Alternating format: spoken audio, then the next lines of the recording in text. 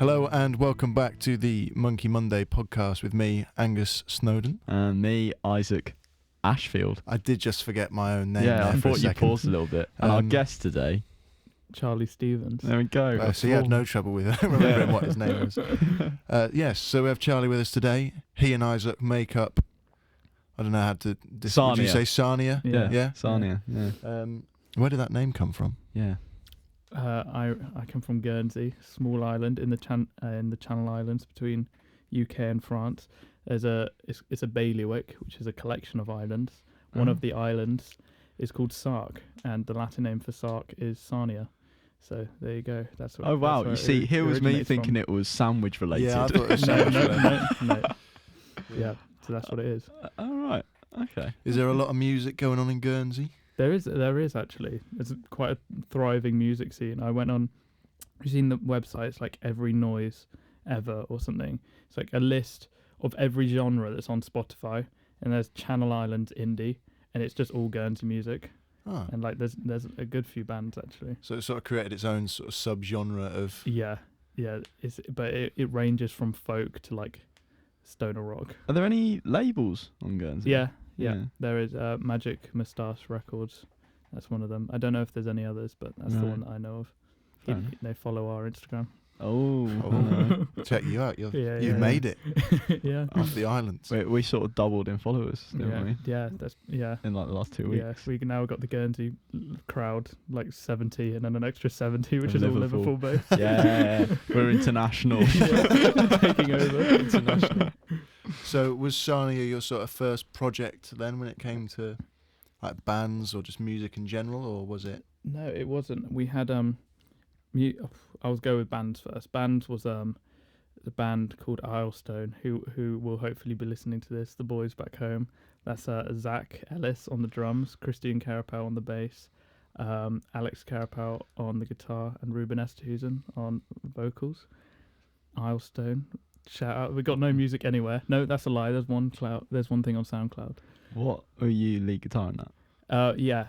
Well, it's like shared. Both of us were like the start of the band. Neither of us wanted to give each other either rhythm or lead, so we Right. just sort of take turns. That's Fair fair. enough. That's Yeah. a similar But, yeah. situation you and Archie are in a minute. Isn't Yeah. it? Yeah. Except I just like classic blues riffs. Yeah. And Archie's a bit more melodic with it. So Yeah. yeah. So we fell into the trap of we spent years just covering stuff because Yeah. we didn't have the intuition to actually start writing stuff, and we started writing stuff, and then we all went to uni. Yeah, I feel like that's a common denominator yeah, amongst yeah. bands formed in school. Yeah. Yeah, ours was we practiced covers every day. We had our first gig and that was just a set of all covers, Oh, and we had God, yeah. one original song. Yeah, And- that was our first gig as well. Yeah. And or was it two? It was one, but the second one we did just didn't go very well, so I don't count it. And then COVID happened, and we're just like, oh, well, Yeah. uni, let's Yeah. go. Yeah, we accidentally sort of formed into an Arctic Monkeys cover band, Oh which, God, yeah. yeah, which is awful. That's the first thing Giblin said to me. Yeah, We did Red Hot Chili Peppers. That was our thing. Yeah, we did Red Hot We- Chili Peppers. we Arctic started Monkeys. off there, I think. Yeah. We ended up doing like Slipknot stuff. Though. Fucking I didn't hell, really Angus. understand why. I wasn't singing it, which was That helpful. just But, imagine him screaming death metal. Yeah. so did you play lots of gigs in and around Guernsey then? Yeah, we would gig pretty regularly. Sometimes like most we ever did was probably like 3 times in a month. Oh wow! And it was all the time, and that was the thing. We'd like rehearse, and we need a new set. All right, new set of covers. Yeah. Oh. Just What challenge songs have we been ourselves. listening to this week? Yeah, literally, and we just go around,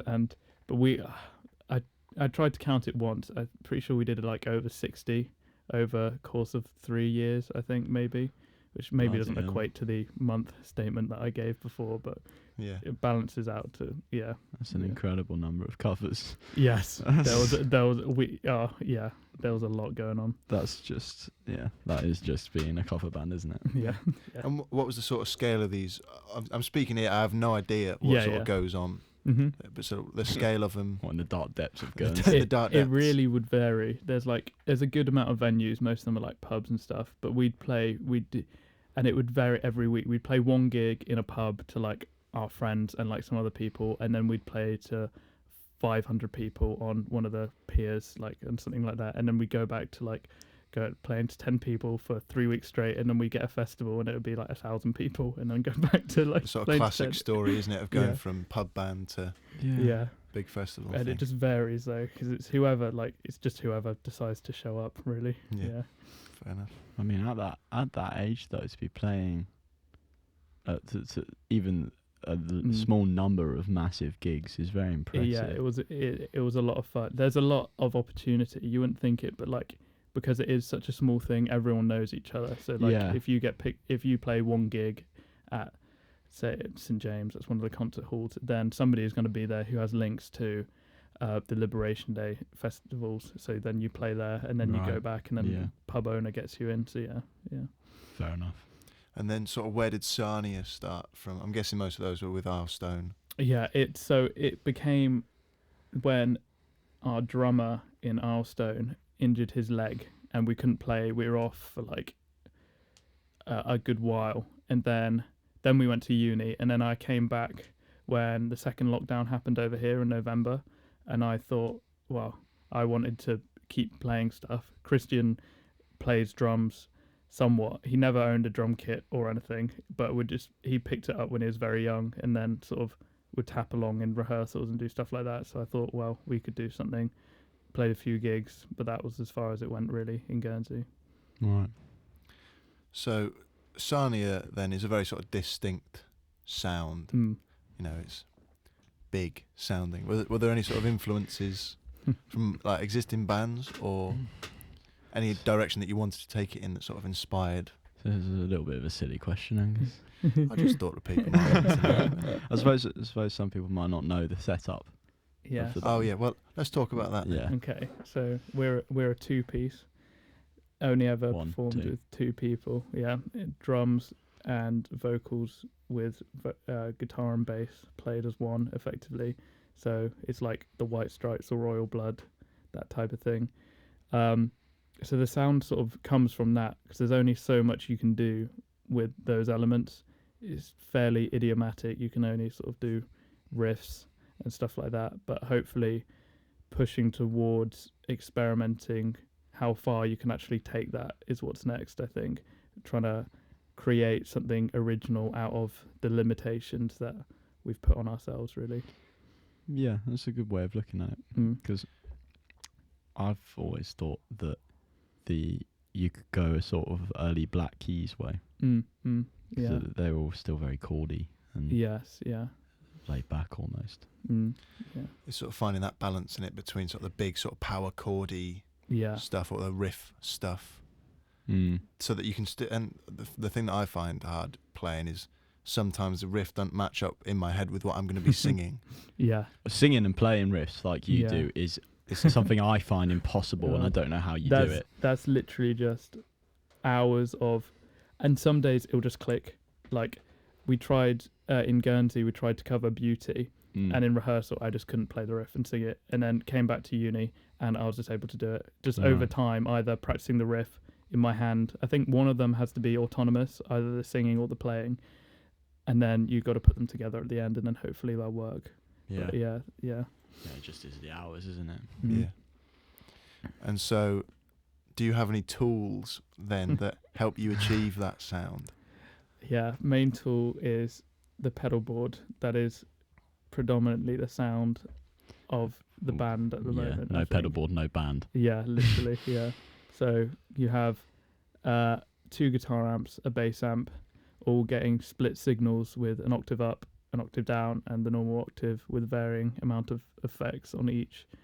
And then you put them all together and you get sort of an explosion of noise. A wall of sound. Literally, yeah. Because they're all playing the same note as well.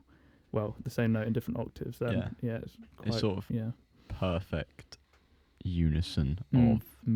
Yeah, it's just the same as having a 4-piece band, but they're all perfectly tight. Yeah. But they've been playing together for 30, 40 years. Yeah, and you can press the button and they all go. And we all go. Wah. At the same. Yeah, I like how that's a very accurate description of the sounds that come out of that pedal board. Yeah, I think as well with like the octave up stuff, it sort of tricks brain, well, from an audience perspective, it sort of tricks you into thinking that there's more tonally that's going on. Yeah, it's like a fifth gear. Yeah, or it's like filling out a chord. Yeah, but realistically, it's only playing. Yeah. Well, that's what that second amp's for, isn't it? Yeah, The guitar amp. I bought a pedal recently, TC Electronic Brainwaves, which I only got a day before the gig, so I haven't been able to experiment with it. It can do 2 voices, so it can do a fifth and an octave up, and so I can then get a whole power chord out of that already, but I've not had the time yet to mess around with it. How are you going to work that? So you can start doing some like Pat Smear style guitar. You're going to need a bigger pedal board. Probably. It actually does fit on the board, right. but there is literally no room now. Like, you cannot fit anything else on there. Next time you get the chance to come to a Sarnia gig, please just admire the pedal board in all of its glory. Somebody asked me if they could take a photo of it at the gig, and I was like, yeah, go for it. That's a flex. Yeah. What, some random stranger? Yeah, somebody who came to the gig, yeah. Oh, wow. So none of the other bands? It might have been one of the other, I think it was one of the other bands. Oh. Yeah, it was probably someone from Posh Toast. Yes, Yeah. Apologies to the other bands. It was a bit of a whirlwind afterwards. I couldn't remember anything. No, it was a whirlwind of an evening, wasn't it? Yeah. Yeah.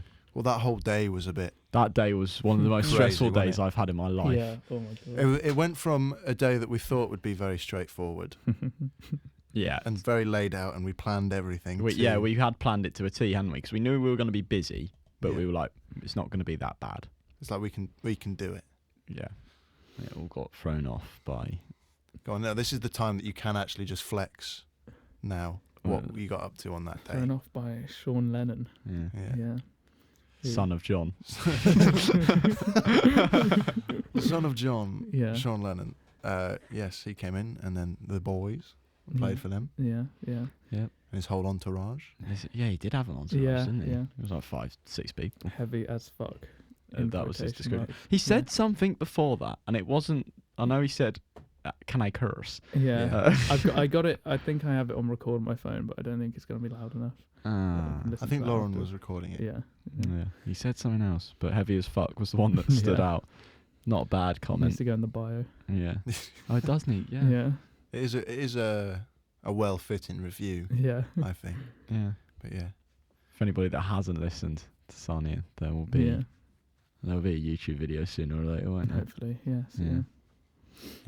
Exciting. So we talked a little bit about gear, the musical kind. Mm-hmm. What sort of guitars do you use? What amps do you use? What sort of like your dream setup? Its preference at the moment is something with humbuckers. I was thinking about this recently. I love a Jaguar bridge pickup humbucker, but I hate the neck pickup, and I hate humbucker neck pickups personally. I'd love to have a Strat. I'd love to, if I flicked it, it would go to a Strat neck pickup. That's my ideal, is that, and then a Jaguar bridge pickup but still looks like a humbucker, because I don't like the look of a single coil and then a humbucker. So maybe just like an inactive. Exactly. That if I went to the thing. Fender custom shop, I'd get my guitar currently, and then either get it relicked or just have it in nitrocellulose so I could scratch it up and then overplay in it. But yeah, that's for Sarnia. Is that amp wise tends to be what the backline is, but ideally something British voiced, either a Marshall or a Vox. Bass amp I'm not very picky with, as long as it sounds good with the bass distortion. And second guitar amp tends to be a Fender with the backlines, but anything really works. Yeah. Well, we had a Vox and a Marshall for the gig, didn't we? Yeah, and that sounded good. Yeah. Well, maybe that's it. With the going Marshall forward. a little bit turned down, maybe. Yeah. It's going to have to be it going forward. It's what we've got. So, sort of speaking of that, though, you sort of touched upon your dream guitar. Would there be any other bits of equipment? So we're going to ask you again. Yeah. The classic, the staple of the podcast now. That's become a staple. It has. We've asked 3-4 weeks on the bounce now. Me and Isaac are hypothetically giving you $5,000. Yeah. What are you spending it on? I'm investing in Tesla. Oh, for God's sake. Finally a smart answer. Is it though? Yeah, put it in a bank account and forget about it. No, I'd if gun to my head, I'm buying gear, then it would be, I'd get a nicer guitar than the Squier Jaguar that I have. I love how it looks. I hate how it plays. So get what I described there: a Daphne blue with a matching headstock, custom shop Jag or a vintage one. All right, we'll say goodbye to your $5,000. Then. Yeah. So that's probably what that's going to cost. Okay, not custom shop. We'll bring it down to if I went to some Alethea. You could get somebody else to custom order yeah. it. Yeah. Painted the headstock. Yeah, we'll put away like $1,500 for that maybe. Yeah. I'd think about swapping out amps to Kempers, which I know is a sticking point. Yeah. Darren had this same argument. As long as I can get on-stage cabinets that can feed back, then that's perfect for me. Because lugging stuff around is... there's only so much my back can take. So it's just you to like replace heads with Kempers and keep cabs? Yeah. Right. Or like if there's a way to get... I know Slash has like a massive under-the-stage system where he has microphones set up with cabs and he can roll on and off actual feedback with Of course he does. With a volume pedal. Yeah, I'd get something like that, but that's not $5,000. But because I do like stage noise, but I don't like too much stage noise. There's only it has to be controlled. There's only so much my ears can take. I'd get a proper in-ear system. Yeah, because that's I think is so underappreciated. I love the fact that I can go on stage, hear my vocals, hear everything, and not have my ears ringing by the end of the night. It's blissful. I suppose you get a lot more clarity with. I love it. So I'd recommend it to anyone. Get a cheap kit, anything. It will save your ears. Yes, I'm in need of investing in it. Yeah. So I don't know how much. These can range from anywhere from like £60 to like if you got a proper Shure thing, like a good few grand. So I'd go mid-ground. I'd probably add on $500 for that as well for the in-ear kit. Kempers, I don't know how much they go for. Again, you could probably go from a couple hundred to a couple thousand. Yeah, that's the thing. I don't know whether I'd probably have to get 3 separate ones as well to get the sounds out. Yeah, so you're looking at We'll say I've got $4,000 left. I'd look into left. No, not $4,000 left. $1,000 left. Sorry, spent $4,000. I'd look into doing something with the pedal board because at the moment it suits all of my things, but I'm out of room. I don't think there's any more sounds that I can hear that I want to get at the moment.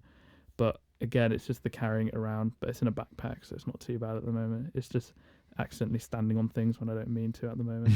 You could hire someone to carry it around. Yeah. Oh yeah. The rest of the money is to hire a roadie. Yeah. Or a van. Roadie. Yeah. Fair enough. So we've spoken a little bit about gigs that you've played at. Yeah. Have you had any terrible experiences or any amazing experiences? No, I want to hear the terrible ones. Yeah, I've been thinking. I was every time I listen to the podcast, I'm like, oh, what would mine be? What would mine be? I can't. Terrible ones. There haven't been too many terrible ones. There's been like, one for me was I had we play in a gig, a place called the Rockane Regatta.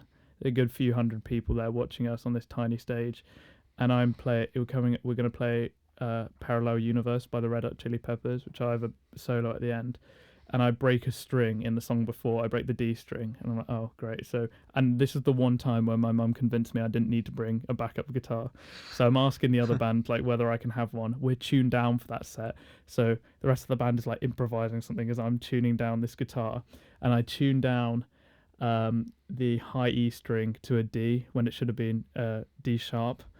And so I'm ripping this solo, and every single note I'm hitting on the E string is one note flat, and I can hear it, but there's nothing I can do. Like I hear it just at the end when I'm really going for it, so I'm like, oh well, that was that.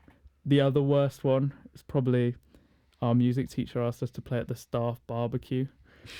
So interesting choice. I know it's so it starts raining. We're setting up like on the science lawn, which is outside the science block, like under the shelter of the doorway. Right. And we have the school's PA, which is not very good, and then just our amps and a drum kit, and we're playing songs that we haven't rehearsed because it was like just before GCSEs, so we're trying to work on our GCSEs. And the moment that just like cemented it for all of us was when Ruben's reading the lyrics because he hasn't learned them off his thing. And then they fly off the music stand. Just give up. Yeah. And we were like, oh, we cut it short after that. Best gigs? the one we played on Thursday, that was very good because after so many, like pushing yourself to interact with the audience and like just yelling at them to do stuff and like getting them that's the trick, to clap. isn't it? Yeah, It's the angry. yeah. If you're angry, people will do what you say. Doing stuff like that. I've always reflected on stuff like, oh, I should have done more stuff with the audience. There's times where, like, just good gigs where we'll play cover songs, but people are like screaming along the words and like clamoring trying to get onto the stage and like trying to be involved with stuff. That's always nice. But yeah, aside from that, I think Guernsey gigs we usually did like, it was when we walked off stage, and it's always dependent on the audience. I think if the audience were into it, then we were like, yes, that was a solid gig, even if we messed up like musically. So yeah, any audience gig where they're into it is what I like. Well, I fucked up loads on Thursday, but I still think it was a great gig. Yeah, exactly. Yeah. I find it's always the difference between, are the audience there or are they there to see you? Yeah. Sort of thing. So like Thursday, they were all there to see you. Yes, yeah. Obviously, minus the odd couple that come to the other bands, but they just stayed. Yeah. I was nervous people weren't going to stay. I was very glad when the crowd was just as big as it was. Yeah. But then, like, I've played gigs where you've been the first support on and smaller crowd, and the ones that are there have just turned up early for the other bands so they can get a good view. Yeah. And that's the thing. Really you don't want to. You never want to play like your original songs that you leave like sort of half-assed for that, because no one's going to know them. So you end up doing covers, and then sometimes there might pay an interest to that. And that's how the vicious cycle begins. Yeah. If you get stuck on support slots and you don't release any of your own tunes, you'll end up a cover band. Yeah. The forever struggle. Yeah. So who would you say then, sort of talking about being a cover band, would you say, what sort of songs did you cover the most? Like, and was that because that they were a bigger influence on you as a musician? Oh, yeah. We loved the Chili Peppers because we were a setup for the Chili Peppers, basically with an extra guitar. My guitar playing went from Kurt Cobain power chords to John Frusciante pretty much. Like I bought it's quite the leap. Yeah. I bought a Sunburst Strat because I was like, this is the pinnacle of this is what a guitar should be. Yeah, exactly. Yeah. And so that was what we did. Christian on the bass was like the most virtuosic bass player you've seen. Same with Zach on the drums, incredible. All of the band was sort of, I'm not trying to up ourselves, but we were all very lucky that we had like, we all started fairly young, and most of us got like lessons in it as well from the school. And so we could pretty much cover anything that we wanted to do, and we started pushing that. And this is where we'd push it, and then we wouldn't write our own songs because we'd spend our time covering Tool songs. To play to crowds in Guernsey who's no one's heard Tool, and we're like, 8-minute song, and everyone's like, please stop this. Yeah, that's 8-minute song that's in 4/4, but it feels like there's no regular beat. Yeah. And so we do loads of those. We'd sort of play to our strengths. In each set we'd have like a song each where we'd but all like do a big solo and stuff like that. Yeah, that was sort of our thing, just classic cover band. Because we just didn't want to alienate the audience and like blast out all of our songs. Because we did have, by the end of it, we had a whole set of originals, but we're like, they're good enough to play, but nobody's going to know them. We don't know whether people are going to enjoy it. And then every band has that. Yeah, it's the insecurity that grows and grows and grows. This is why you have to record and release. Yeah, exactly. Then the audience can get to learn them. Yeah. Well, we're at a lovely 25 minutes. Mm-hmm. So that brings us quite neatly on to Monké Monday. So, Charlie. Yeah. Are there any songs you've been listening to, potentially by Liverpool or younger, newer artists recently that you think deserve a bit of a shout out?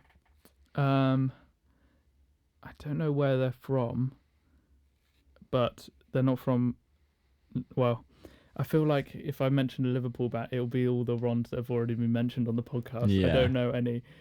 There's a small but growing pool of Liverpool bands. There's a band called English Teacher, who have about, I think it's 20,000 monthly listeners or something. They're slowly coming up.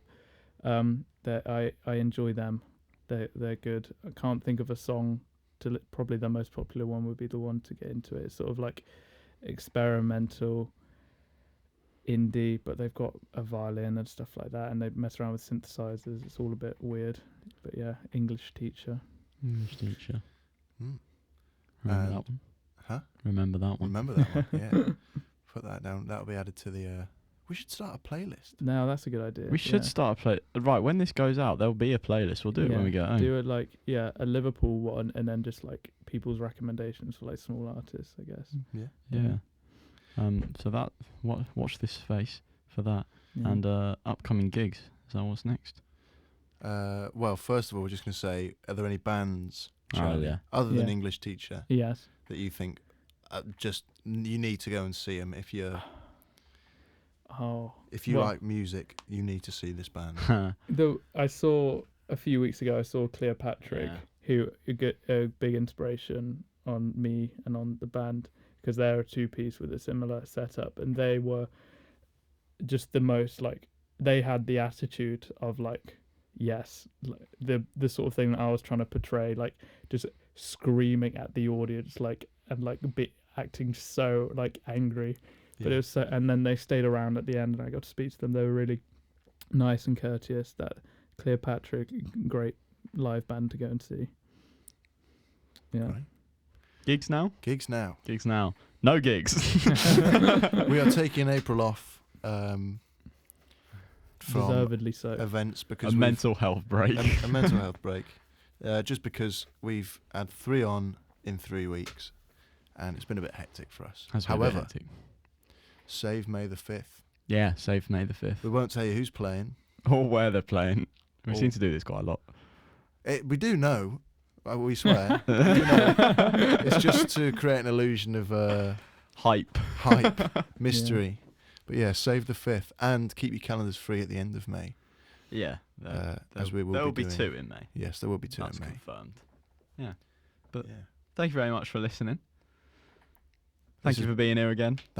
Yeah, cool. We're always going. And more importantly, thank you to Charlie for coming on. Thank you for having me on. Yeah, it's been a pleasure. You can listen to this on your walk home. Yes. After our sermon tomorrow. Be like, I can't believe I said that. We'll see you next time. Yeah. Bye. Bye. We just left.